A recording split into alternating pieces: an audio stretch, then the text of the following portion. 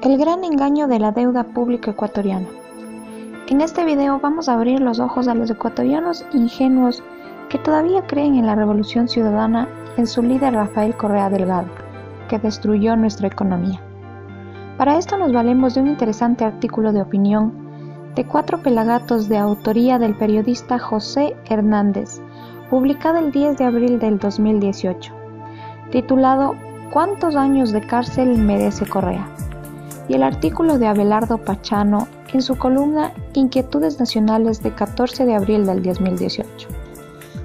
El doctor Manuel Pozo Zumárraga, autor de 35 videos sobre política pública, seguridad social y la salud en resistencia, afirma que el gasto fiscal de la década de la corrupción irresponsable, el default de la deuda interna y externa, dejó sin acceso a refinanciamiento, el saqueo de los recursos de la gallina de los huevos de oro, que era el IES, el financiamiento de proyectos de corto y mediano plazo con deudas de 30 días como el Yachay, carreteras, escuelas del milenio, hospitales públicos, unidos al engaño del cambio de la matriz productiva, nos llevaron al estrangulamiento de los préstamos usureros de los chinos, con el agravante de que se confunden los conceptos de aranceles, impuestos y remisión tributaria para evasores. En el nuevo programa económico de Lenín Moreno y con interlocutores que envían señales contradictorias, nos están llevando a poner en riesgo la dolarización. Se pregunta el doctor Pozo, ¿qué hacer con el techo de la deuda pública del 40% del PIB? Debe ser la interrogante a resolver. Y afirma que el país tiene una gran realidad. La liquidez de la caja fiscal es precaria. Casi vive al día. El presidente no tiene que seguir autoengañándose. Los daños son cuantiosos, increíbles. Los exámenes de auditoría no son completos, se quedan cortos. Los causantes deberán responder por lo que hicieron y la justicia tiene un rol inexcusable. Le toca a Lenín Moreno y su equipo económico y la Asamblea Nacional desenredar este complicado problema cuyas aristas llevan a condicionar el dinamismo de la economía. La vía irresponsable del desconocimiento de la deuda no puede repetirse, señor presidente. Tenemos que reconstruir el sistema institucional público de la economía para distribuir las responsabilidades del manejo de un programa económico que tenga un plan fiscal sostenible y una estrategia de deuda cuyo propósito esté en armonía con la capacidad de pago del país, recuperando la independencia del Banco Central del Ecuador del Ejecutivo.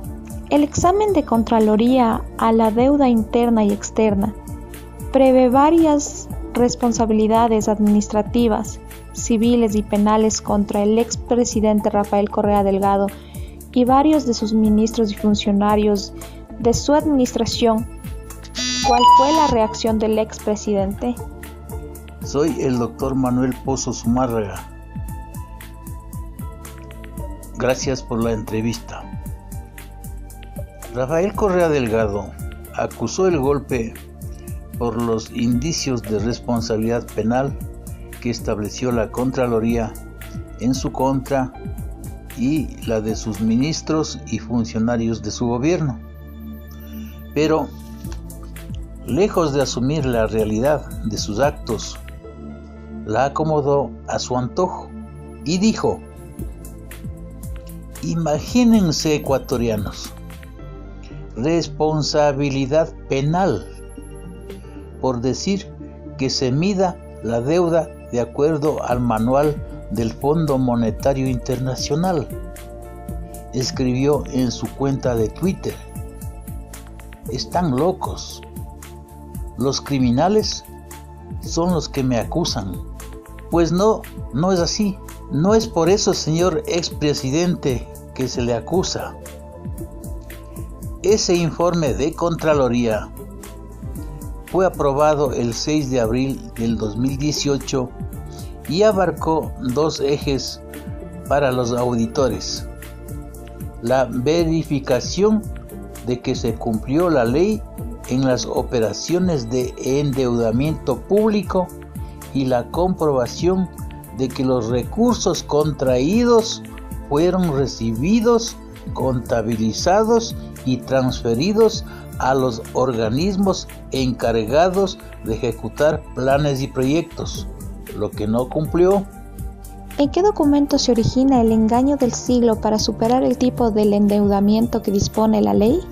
Rafael Correa Delgado conoce el informe porque Alexis Mera, su abogado, asistió a su lectura y pidió una copia en la Contraloría. El análisis del decreto 1218 al que alude, emitido el 20 de octubre del 2016, incluye los reparos a los auditores y también los descargos que hicieron los funcionarios que aplicaron ese decreto, que en resumen sirvió para dejar de considerar el endeudamiento público de todas las instituciones, sectores y organismos del sector público.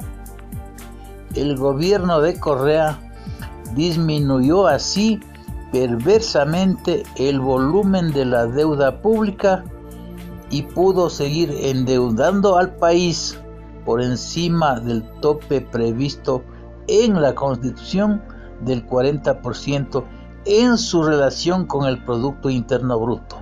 Hemos leído el informe completo de la Contraloría del Estado sobre la deuda pública y Correa no aparece como responsable directo. ¿Le están acusando solamente por haber firmado el decreto 1218? Efectivamente, aquí está la viveza y perversidad del gobernante: hacer caer la responsabilidad en sus acólitos. Y Correa no figura en el examen en forma directa. Y simplemente por decir que se mida la deuda de acuerdo al manual del Fondo Monetario Internacional, se dirá, no es delito, ¿dónde está tipificado como tal? Pero no es así. Son las consecuencias posteriores a la ejecución del decreto lo que se juzga, porque ha destruido la economía del Estado y la economía familiar al efectuar un manejo totalmente discrecional y alegre, no solo de la deuda externa, sino de su composición, su contratación, los términos de pago, su utilización y la conceptualización que permitió negar el volumen de la deuda. Correa y su gobierno se pusieron además al margen de cualquier control al haber declarado secretos y reservados todos los actos administrativos, contratos, convenios o documentos vinculados con el financiamiento público.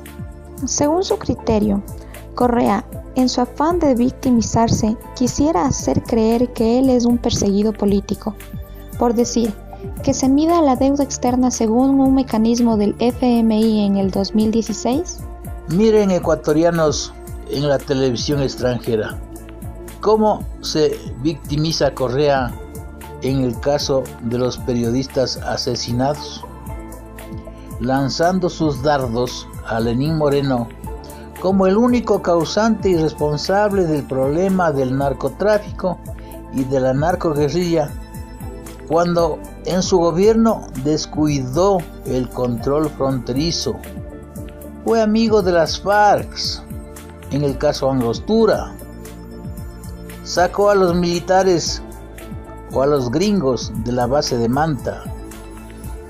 Negoció los helicópteros Grub, etcétera, etcétera. Por otro lado, y volviendo al tema, lo que investiga la Contraloría arranca en el 2010 con la emisión del Código Orgánico de Planificación y Finanzas Públicas, que derogó leyes que preveían la composición de la deuda pública. Correa y su gobierno reemplazaron esas leyes y esos reglamentos por el decreto ejecutivo. Ese es el delito que se juzga. Por eso, el informe no lo involucra solo a él. Incluye a los ministros de Economía y Finanzas, a los subsecretarios de Financiamiento Público, a los directores nacionales del seguimiento y evaluación del financiamiento público, al coordinador jurídico del Ministerio de Finanzas, etc. Si hubiera justicia en este país, ¿por qué todavía se observa que está secuestrado por el Consejo Nacional de la Judicatura y la Fiscalía a órdenes de Correa y sus acólitos, quienes tendrían que responder por este delito? Esos exfuncionarios que señala el Contralor Subrogante en su informe tienen que responder por haber aplicado un método para calcular la relación deuda-PIB del 40%, que permitió superarla y que no estaba prevista en la ley. No solo eso, cuando la incumplieron, no aplicaron los requisitos previstos en la ley para seguir contratando deuda.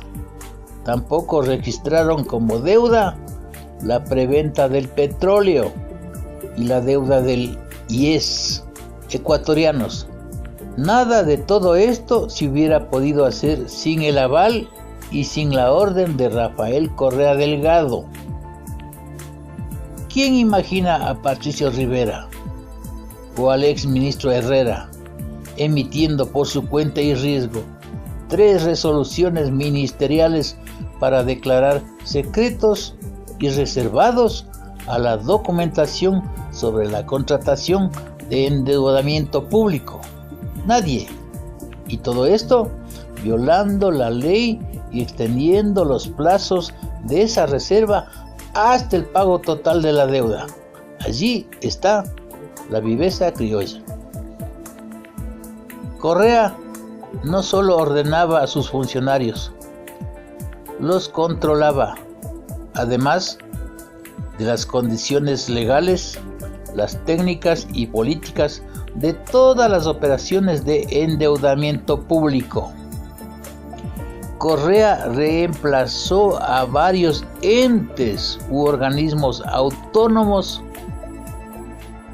por un comité de deuda y financiamiento, compuesto exclusivamente por funcionarios suyos, él o su delegado, que lo presidía, el ministro de Finanzas Públicas o su delegado, el secretario nacional de Planificación y Desarrollo o su delegado, y el subsecretario de Endeudamiento Público, es decir, a toda su gallada. Correa puede esconderse tras sus funcionarios para decir, como dijo en una entrevista, que pregunten a Patricio Rivera por qué firmó las 3 resoluciones para declarar secreta la documentación de la deuda. A Correa casi nadie le cree. Él puede celebrar misa, absolver los pecados de los creyentes ingenuos y él mismo perdonarse sus pecados. Se cree la reencarnación de Eloy Alfaro. Su ego no le permite ver las barbaridades de su gobierno y de sus acólitos, que los utiliza a su antojo. Correa es el responsable directo de este ilícito perverso. Fue el jefe de Estado. Nada se ejecutaba sin su venia. Esto no es un drama o sainete como el caso del Gran Hermano.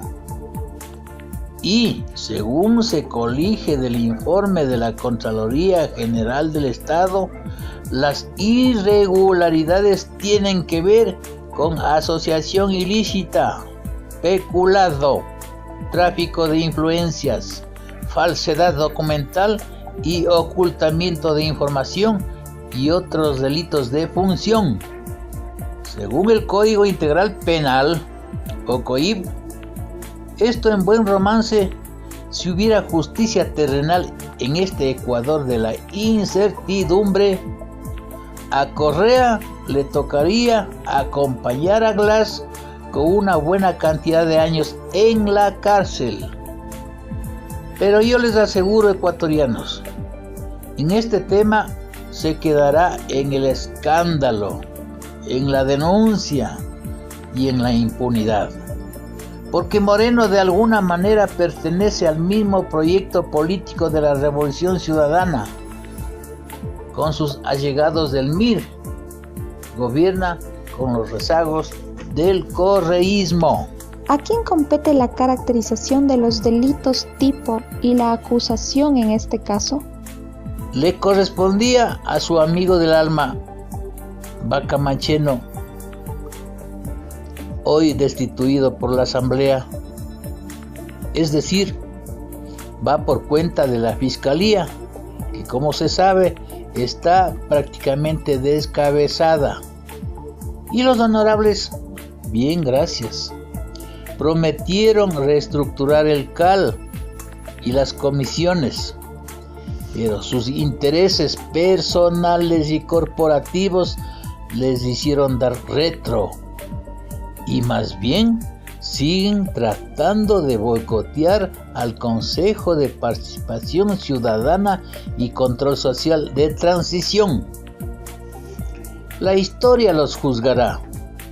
Son corresponsables directos de la crisis económica, que lo vamos a pagar todos los ecuatorianos, porque el nuevo plan económico de Lenín Moreno para salir de la crisis es insuficiente, y la pelotita lo tirará a los escribanos de la Asamblea para aprobar leyes parches que a la vuelta de la esquina ellos mismos se encargarán de reformarlas porque no saben lo que hacen.